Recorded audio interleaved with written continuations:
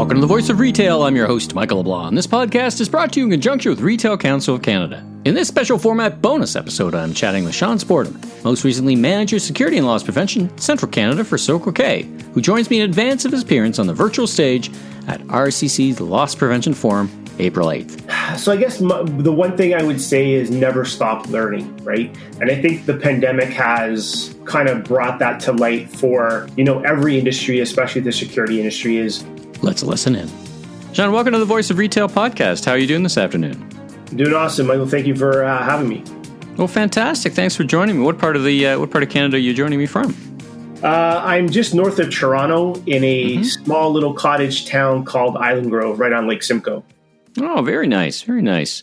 Well, listen, thanks again for joining me. You're going to be live on the Retail Council of Canada's Loss Prevention Forum stage coming up April 8th. So this is an opportunity to kind of get a glimpse of you and your tradecraft and what you're going to be talking about on the stage. So let's jump right in. First and foremost, tell me about yourself. I was looking at your LinkedIn profile. You've got a lot of involvement in and around the industry, not just with Circle K, but tell me a bit about how you came to be and what you do at Circle K.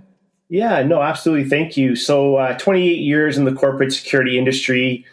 Spent the last almost 15 years as a security manager for Circle K stores in Central Canada.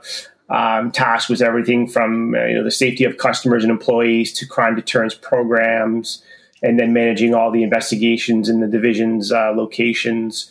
I started my career off at Canada's Wonderland. I was there for the first 2 weekends in uniform, and then was basically seconded, if you will, into the plainclothes undercover unit, which they call retail security.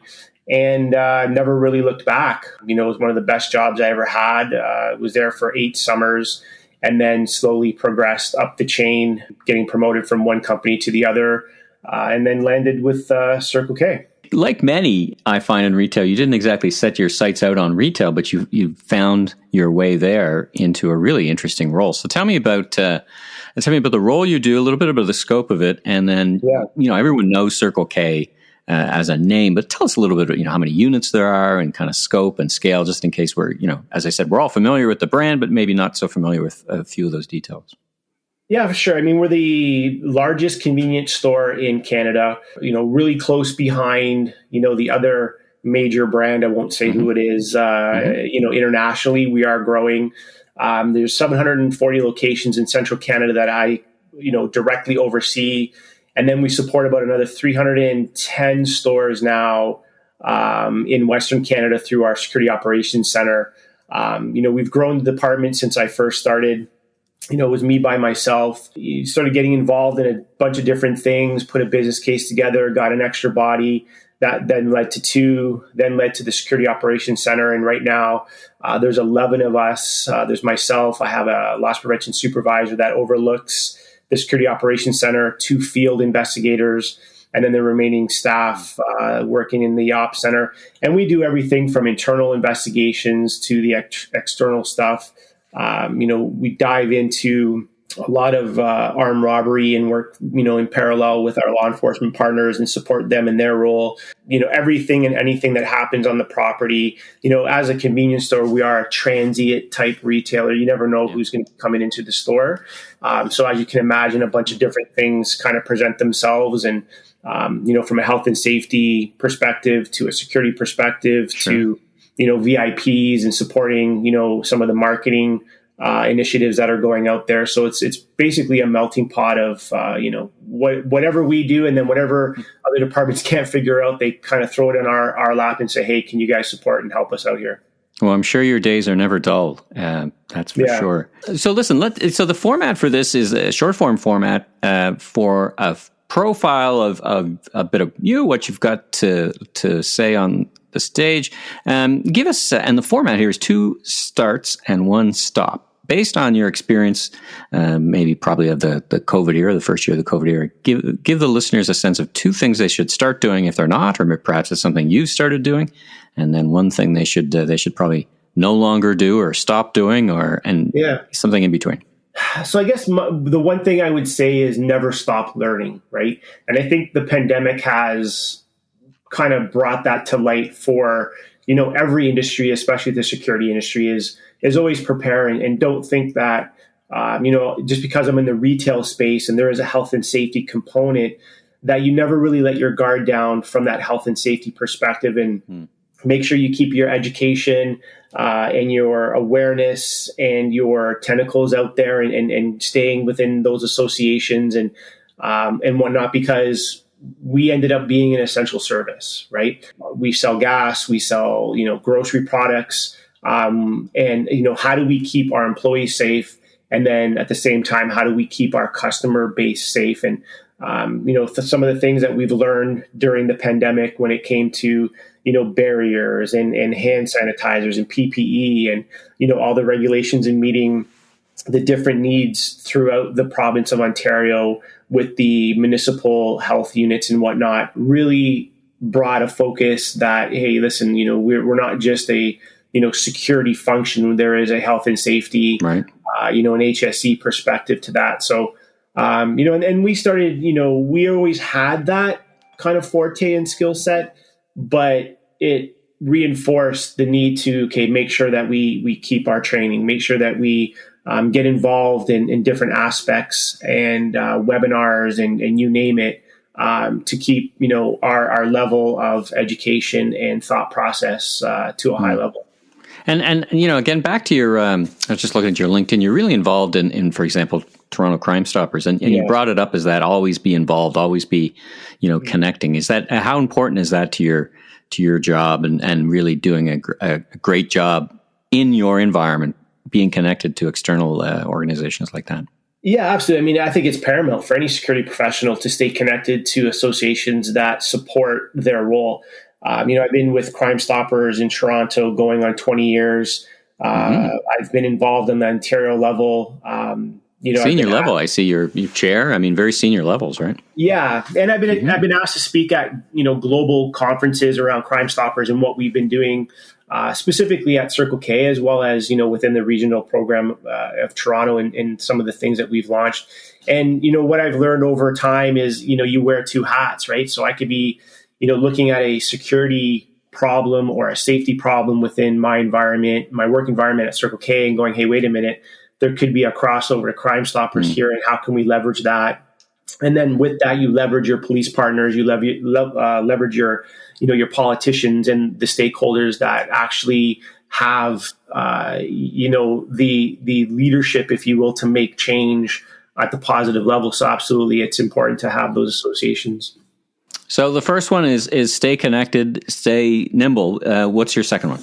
Sharing information. I mean, again, with the pandemic, what it's brought is that we all face the same challenges, and quickly, the industry getting together to share ideas. Hey, here's what we're doing. It's working for us. Could it work for you? And being on some of these calls and learning and saying, when we, not only the pandemic, but when we had the civil unrest and some of the riots that we were seeing, how it affected our retail space, and should we be boarding up? Should we be locking down? Where do you? What's the intelligence on where these are going to happen? And that sharing of information was crucial. Otherwise, you're sitting there blind, saying, "Okay, well, what should we do?" And the upper management's leaning on me to make certain recommendations and decisions. You're trying to make decisions in a bit of a vacuum if you're not connected the way you're describing, right? Yeah, absolutely. And because we had that intelligence and that sharing base, we were able to say, okay, listen, these stores on this side are not going to be affected, but on this side, hey, we might want to beef up security and do some risk assessments on those sites, and remove anything that could be used as an object to throw from our property, and maybe put security guards in place and all that sort of stuff. So yeah, absolutely, that sharing piece, and the security industry came together, right? It wasn't us against the world. It wasn't us against another brand. It was, hey, we need to work together to make sure that we keep our people safe. Was one retailer once told me at one of our Retail Council Canada conferences, is like, we come together, we compete at the cash register, but here together we come together to lift the industry. Absolutely, we'll compete together later. Yeah, and that's the difference between security, right? I mean, you might not get the marketing departments, let's say, sharing information for obvious reasons. But when it comes to security, yeah, there are some proprietary things that you're not going to share, but you're facing the same bad guy. You're facing the same exposure and risk, right? So working together to combat that and make it so that you're not going to be victimized is crucial. And that's the difference within the security retail spectrum compared to, some of the other departments that, are truly competing from register right to the end. Right on. It's kind of a 1 + 1 = 3 in your situation. All right. So one thing that maybe you used to do as an organization, you stopped, or something you see other organizations doing and you say, hey, if I were you, I might consider not doing. What would that be? I've tried to, as an organization, I think we're pretty open-minded and versatile to change. From a security perspective, I've always tried to lead by, if somebody else is doing something and it can work in our environment, why not try it, right? And keep that in a vision of thinking to get things done. But what I do find is that there are some retailers out there that are adverse to thinking that way, and then they have their reasons for it, whether it be brand reputation or whatnot. But you really do need to think outside the box, especially in the retail security environment, because looking at best practices is good, but who's to say that is the best practice unless you challenge it, right? Yeah.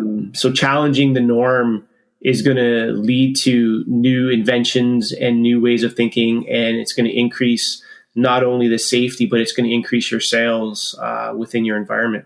All right, right on. Well, you're going to be on the virtual stage, as I said, the LP Loss Prevention Forum. What are you going to be talking about? So we're going to be talking about a bunch of the different things that we've been doing here at Circle K. We've implemented a bunch of crime prevention, if you will, programs that caught the attention of Harvard. They've done some studies on it and released some Harvard Business Reviews on what we're doing. And I guess the biggest thing that I want to be able to share is that the security department has always been seen as an expense center, right? You're always asking for cameras or whatnot.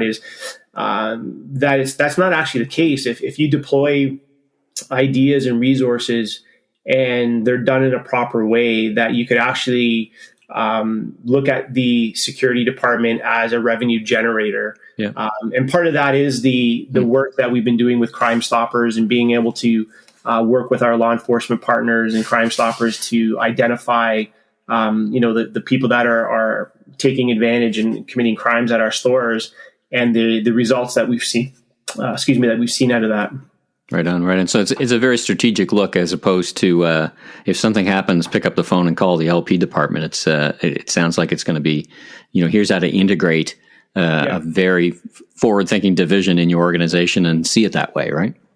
Yeah, absolutely. And I think speaking to the senior level mostly, I think most LP professionals will get it, right? But understanding, having the C-suite folks and those that can actually support and influence or help influence the change for their LP departments, to understand it and say, hey, wait a minute, that might make sense in our environment. Or they take something that I say and redefine it into their environment and tweak it and make it work for them. I think is what I really want to get through to the audience. All right. Well, fantastic. Well, listen, thanks for joining me. Congratulations on your success. I'll be looking forward to hearing the full discussion at the LP conference. And for now, thanks so much for joining me, and have a wonderful rest of your week. Thank you so much for having me on.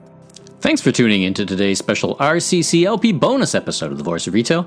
Be sure and follow the podcast so you don't miss out on the latest episodes, industry news, and insights. And if you enjoy this podcast, please consider leaving a rating and review, as it really helps us grow so that we can continue to get amazing guests onto the show. If you are a retail HR professional, you don't want to miss the RCC Retail Loss Prevention Forum, April 8th. Learn more and register at www.rcclpconference.ca or retailcouncil.org. I'm your host, Michael LeBlanc, president of LeBlanc Company Inc. And if you're looking for more content or want to chat, follow me on LinkedIn or visit my website at meleblanc.co.